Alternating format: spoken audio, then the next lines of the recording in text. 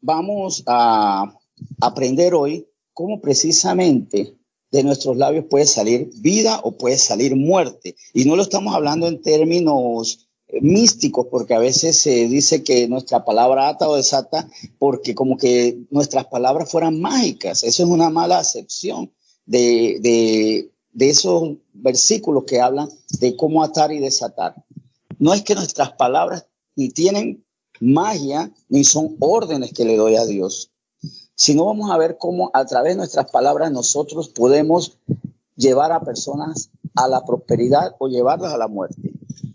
Para iniciar, recordemos uno de los versículos más conocidos de la Biblia, en Proverbios capítulo 14, versículo 12, dice: hay camino que al hombre le parece derecho, pero su fin es camino de muerte. Palabras muy conocidas y que son completamente ciertas, y sobre todo cuando lo vamos a ver proyectado en un evento que hace miles de años ocurrió y que pudo haber generado muerte, pudo haber generado tragedia, pero no fue así por las palabras de alguien que tuvo el poder para con sus palabras producir muerte, y no lo hizo porque no obedeció a su carne, sino más bien obedeció a la voluntad de Dios.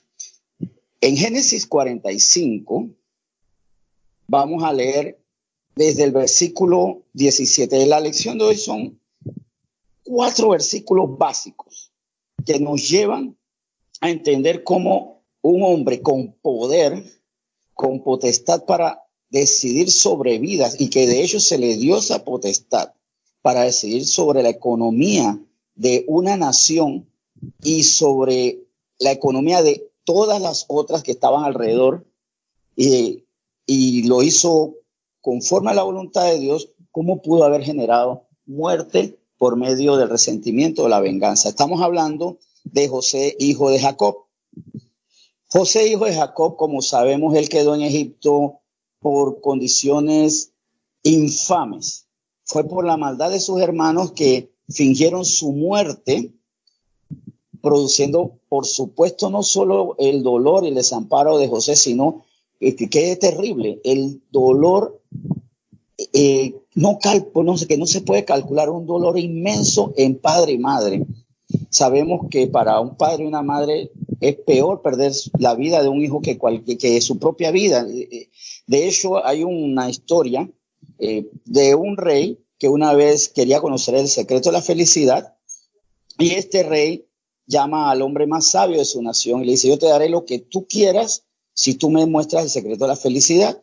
Y este sabio le dice al rey: el secreto de la felicidad es que se muera tu padre, te mueras tú y se muera tu hijo. Y el rey lo quería era decapitar, porque decía: ¿cómo tú me vas a decir que el secreto de la felicidad es que se muera mi padre, me muera yo y se muera mi hijo? Y él dice: es que el secreto de la felicidad está en el orden natural, el orden lógico, adecuado de partir de este mundo, porque la felicidad es tener una vida satisfactoria, prolífica, e irse a la eternidad. Pero infelicidad es que un hijo parta ante la mirada del padre. Un padre y una madre no va a dudar en decir: yo prefiero morir yo y después que muera mi hijo. Ese era el verdadero secreto de la felicidad: cumplir e irse a la presencia del Señor, no ver a los hijos morir. Y sin embargo, los hermanos de José, en un acto de extrema maldad, de crueldad, no solo a José, sino a sus padres, fingieron la muerte de él, provocándole un desgarro en su corazón a José y a sus padres. Miren que la maldad no mide, y a veces nosotros tenemos un acto de maldad hacia una sola persona y no medimos a cuántas personas más, a cuántos seres hacemos daño, porque la maldad se expande. Bien, con ese antecedente vemos que José, luego de una vida difícil, desafortunada, larga, donde pasó de la esclavitud a la cárcel, de la cárcel luego, por la providencia de Dios, él llega a ser libre y se convierte en el segundo hombre más poderoso de Egipto, poderoso con capacidad para tomar medidas económicas, sociales, tributarias, que no eran discutidas por el faraón. Y eso produce que en los años de crisis, como ya hemos estudiado muchas veces, cuando después de que Egipto tomó toda la previsión para enriquecerse, tener graneros para ellos y para el resto de las naciones, y que esto le produjo mucha prosperidad después de la crisis, vemos cómo muchos pueblos tuvieron que acercarse a Egipto, familias enteras acercarse a Egipto para conseguir el grano que no había, y dentro de esos estaban los hermanos de José. Los hermanos José se acercan a un José poderoso que tenía acceso total al faraón, un hombre que era cruel, que él mandaba decapitar a quienes eran sus enemigos o a quienes estuvieran en contra de los suyos. Y sin embargo, como vemos en Génesis 45, desde el versículo 17, miren lo que ocurre aquí. Y dijo Faraón a José: di a tus hermanos, haced esto, cargad vuestras bestias e id, volved a la tierra de Canaán. Y tomad a vuestro padre y a vuestras familias y venid a mí, porque yo os daré lo bueno de la tierra de Egipto y comeréis de la abundancia de la tierra. Y tú manda, haced esto, tomaos de la tierra de Egipto carros para vuestros niños y vuestras mujeres y traed a vuestro padre y venid. Y no os preocupéis por vuestros enseres, porque la riqueza de la tierra de Egipto será vuestra. Faraón no hubiera tenido duda de tomar otra decisión, y es: ¿sabes qué? En cuanto a tu papá y a tu padre, que no se preocupe, yo tendré cuidado de él es un hombre mayor y le daremos un sitio adecuado. Pero en cuanto a tus hermanos, por lo que te hicieron a ti, porque me lo has contado con lágrimas, con resentimiento, produciéndome a mí mismo amargura al escuchar esta maldad, en cuanto a ellos van a ver una muerte agónica, lenta, van a lamentar lo que te hicieron. Pero esto no ocurrió porque a los oídos de Faraón no llegó el lamento de un hombre resentido, no llegó el lamento de un hombre con una alma lastimada, sino más bien llegó el clamor o la petición respetuosa de alguien que solicitaba misericordia para sus hermanos. Él lo hacía delante de Dios, porque él muchas veces tuvo que clamar ante Dios porque eso no le lastimara y porque sus hermanos fueran guardados. Ya antes de esto, recordemos que José se había dado a conocer a sus hermanos, le manifestó misericordia, perdón, y de una u otra manera llega a oídos de Faraón que ahí estaban los hermanos de José, estaba su padre, sus hermanos y los hermanos con sus esposas, y ya venía otra generación, también hijos de ellos, y ya era numeroso, era un pueblo, una comunidad numerosa, y de esa comunidad ellos vieron en Egipto riqueza, y luego se le dio entre ellos e incluso gobierno sobre regiones, se les dio control, gobierno, se les dio autoridad sobre esa tierra que había sido salvada por la gestión de un José que actuaba conforme a la guía de Dios. José podía hacer lo que nos dice la advertencia, que nos evita del error que nos quiere evitar Proverbios 14:12. José tenía delante de él un camino que para su entender era derecho. Yo voy a reclamar venganza porque esto estuvo muy mal lo que me hicieron. Eso no se le hace a nadie. Y pudo haber generado muerte, una masacre. Pudo haber causado mucho dolor a una familia que se equivocó, porque fue un error de todos sus hermanos, fue un error colectivo. Sin embargo, recordando Proverbios 14:12 que hemos citado hoy, hay camino que al hombre le parece derecho, pero su fin es camino de muerte. Y no fue camino de muerte, porque sobre la decisión, el camino que le indicaba a su alma, estaba el camino que muestra a Dios. Perdónalos, bendícelos, provéelos, deja atrás lo que ocurrió. Mira lo que ahora el mundo está disfrutando gracias a ti, porque tú has sido instrumento mío. Yo te he dado la sabiduría, el entendimiento, la revelación para que tú comprendas los sueños de Faraón. Yo te usé como instrumento de salvación para el mundo, pero también vas a tener que ser instrumento de salvación para los que te hicieron daño. Para nosotros muchas veces es más fácil ser instrumento de salvación para extraños. Y entonces evangelizamos a todo mundo y le queremos dar el mensaje de esperanza.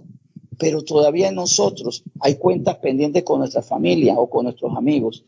Posiblemente hasta nos duela, hasta nos puede doler cuando nos enteramos que alguien que nos hizo daño se hizo cristiano y se arrepintió y vemos que va a ser salvo, y nos puede parecer injusto porque tenemos algo contra esa persona. Sin embargo, ese no es el camino que Dios nos muestra hoy. Tenemos que gozarnos en la salvación de los desconocidos, sí, de los amigos, por supuesto, los que amamos, de los familiares que amamos, pero también tenemos que gozarnos en la salvación de los enemigos, de los que nos hicieron daño, de los que pusieron nuestra vida en juego. Ese es el camino que produce vida. Ante esta situación, todo momento yo puedo producir vida o muerte. Imaginarse, por ejemplo, también el contexto de un Jonás que tenía que llevar el mensaje de salvación a Nínive, pero él no quería, porque Nínive tenía un historial terrible contra Israel y contra otros pueblos. Era una nación infame, era una nación perversa, y él no quería ser instrumento de salvación. Había entre temor y resentimiento, y Dios se lo muestra cuando la planta, el calabacín, la calabaza, pues, cuando este pequeño arbusto, después que se seca, después cobra vida. Dios le muestra a Jonás que su corazón había resentimiento y que él prefería la destrucción de Nínive. Y ese era un camino de muerte. Mas Dios le corrigió la visión y lo colocó en el camino de vida. En ese sentido, entonces, nosotros tenemos que saber que vamos a estar expuestos ante esa situación. Cuando te dicen, sabes que llevar el mensaje de salvación a quien te arruinó tu vida laboral, a quien te rompió el corazón, a quien te deseó mal, y no solo te deseó mal, te hizo mal. Hubo acciones contra ti. En ese momento, entonces, yo tengo que decidir qué camino va a generar mi alma. Muerte. Mi alma genera muerte porque genera resentimiento. No te perdono, no te digo la verdad, por mí que te condenes, o por mí por lo menos que se condene, no para vida eterna, porque yo digo, no, yo no le voy a negar la vida eterna a nadie, el mensaje de vida eterna, pero de repente el consejo, la esperanza, o sacarlo de la situación difícil. Hasta en esas pequeñas acciones de donde sé que alguien, un enemigo mío, no tiene trabajo, y no le voy a decir a esa persona que yo sé que está desesperada y que su familia está mal, no le voy a decir que puede conseguir un empleo. Le niego esa oportunidad y prefiero que se lo lleve un desconocido. Más bien tengo que pensar en la vida que le genero a él y a su familia. No importa si la persona me va a amar o no. Lo que tengo que saber es que tengo que generar vida, pero las decisiones de mi alma generan muerte. Las decisiones de mi alma no permiten que la bendición de Dios llegue a los demás. Había una bendición para los hijos de Jacob, y era una bendición que era incluso profética, porque ahí estaban las 12 tribus, dentro de ellos la tribu de Judá. Estaba ahí la tribu de donde saldría la salvación. Ahí estaban los levitas, ahí estaba la tribu de donde saldrían los levitas, estaban todas las tribus, unas más dignas, otras menos dignas. Una que por lo menos la tribu de Dan, que vale hacer un estudio por qué la tribu de Dan no va a estar entre los 144,000, que si es por condenación, que si fue por las últimas palabras de Jacob, donde le profetizaba de que ellos, pudiendo ser jueces para bien, lo iban a hacer para mal. Eso es otro estudio. Pero sea como sea, había un carácter profético que se podía cumplir o no.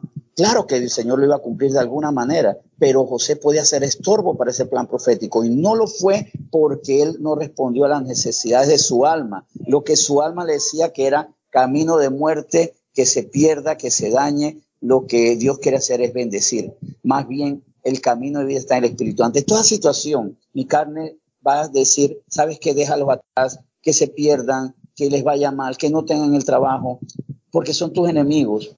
Pero la decisión no tiene que ser por quiénes son mis amigos o mis enemigos, quiénes me hicieron bien, quiénes me hicieron mal. Tiene que ser conforme a qué es lo que Dios quiere. Solo Dios es el que abre o cierra puertas. No soy yo quien abre o cierra esas puertas. Soy yo quien dice con mis palabras de bendición lo correcto para que incluso el faraón diga, a ellos yo también los bendigo. A ellos yo los proveo. Y Faraón no tuvo que conocer la parte histórica y dolorosa, la parte dolorosa, terrible, criminal de estos hermanos. Conoció fue el amor de José hacia estos hermanos, hacia su sangre, su familia, hacia quienes Dios le había provisto como familia. Entonces, en síntesis, vamos a orar porque Dios siempre sea nuestro norte, pero para que sea nuestro norte tenemos que colocarlo como norte. Tenemos que colocarnos nosotros como el norte, como la luz, como la columna de nube, la columna de fuego. Que ya no sea nuestra alma deteriorada, dándonos malas ideas, las que sea nuestra columna de nube, columna de fuego. La voz que nos dice que debemos hacer. Bendito José, que nos dio este testimonio de amor que sobrepasó todo daño recibido. Bendito José, y bendita la palabra de Dios que nos permite, sobre todo bendita la palabra de Dios que nos permite conocer este testimonio de un hombre que tenía frente a sí el camino de muerte, pero siguiendo la voz del Espíritu, llevó a su familia al camino de vida, al camino de salvación. Entonces, hoy esta es la enseñanza.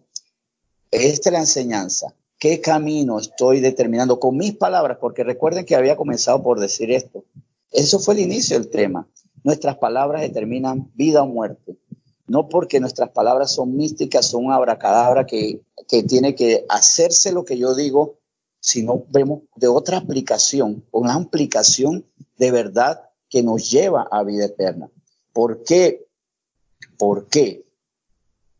¿Por qué el Señor da vida?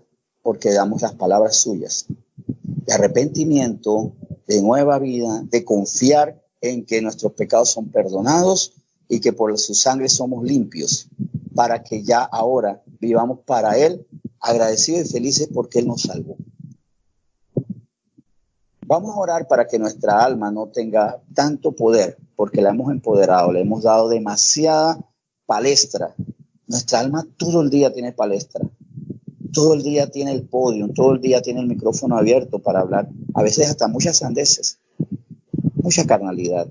Más bien hoy vamos a cerrar el micrófono, que la palabra, no la opinión de la carne, sino la verdad del Espíritu Santo, sea que nos genere a nosotros camino de vida y que no dé muerte a otros. Entonces oremos. Señor, muchas gracias por este tiempo. Sabemos que durante toda nuestra vida, en cada instante podemos generar vida para otros o muerte. Podemos generar bienestar o podemos generar ruina, malestar. En todo momento podemos generar esperanza o desesperanza. Podemos abrir los ojos como podemos cerrarlos. Podemos establecer un puente como también podemos poner una muralla. Nosotros tenemos la capacidad de hacer mal, pero el Espíritu Santo nos enseña a hacer bien. Por eso tenemos que vivir en el Espíritu, que nuestra vida sea siempre guiada por ti, para que no llevemos a otros a perderse, a sufrir, a arruinarse. Señor, perdona porque antes de conocerte nuestras palabras cerraron caminos, nuestras palabras derribaron muros, nuestras palabras derribaron puentes y construyeron muros. Señor, nuestras palabras separaron a las personas de la vida que tú quieres dar, la vida abundante. En nuestro pasado fuimos tan nosotros mismos que por eso nos equivocamos. Pero ahora ya no somos nosotros, sino Cristo que vive en nosotros. O más bien, cada día somos más como tú, porque cada día mermamos más a nuestra propia voluntad para que tú seas el Señor. Recuérdanos esto hoy, Señor. Cada situación que estamos viviendo va a tener al alma hablando y al espíritu diciendo, o al alma vociferando y al Espíritu ordenando.